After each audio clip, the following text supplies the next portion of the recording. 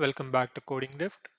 In the previous video, we have seen what are URL parameters and how to work with URL parameters in React Router. In this video, we will see how we can access query parameters or search parameters in React Router.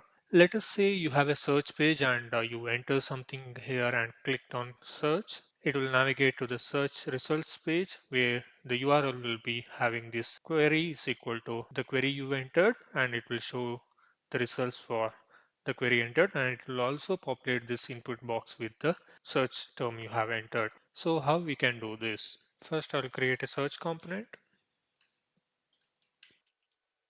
So I'll add a heading search, and then I will have a form. I'll not have any action as of now. So I'll create a text input which will have a value of term, and I'll call on change set value of e.target.value. So I'll bind it using a useState hook. This will be term, and next will be set value. I'll import it and initializing to empty string, and I'll add this search component to the router.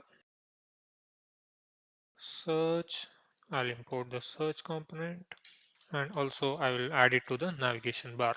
Let us have search before the about. Now let's go ahead and see. So search is here. If I click on search, it will go to search bar. Let us add one search button as well.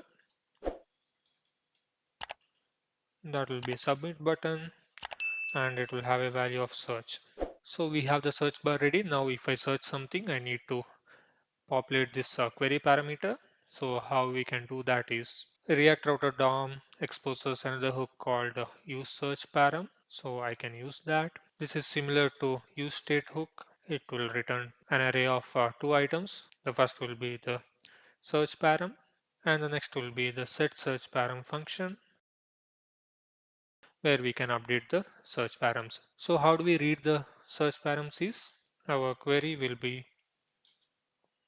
search params dot get of q, and we can initialize our use state to this query, so that whenever user comes to question mark query equal to something, this will be the value will be auto populated here. Now whenever the form is submitted, we need to update the search params. So I will call handle search. This will receive an event. I'll call e.prevent default to prevent the page from reloading when the form is submitted. And I'll call set search params. This will receive a function which will have an argument of previous parameters. First, I need to spread the previous parameters so that I do not lose existing query parameters, and I will update q as the term. So that is the coding part. Let us go ahead and test it. I'll type pen. As you can see, it is updating. So if I directly add pencil here, as you can see, it is updating here. Also, we need to show that results here. So outside of this form, if query is there, then I'll just display results for the query. So as you can see, it is displaying results for pencil. If I change it to pen, it is changing to pen.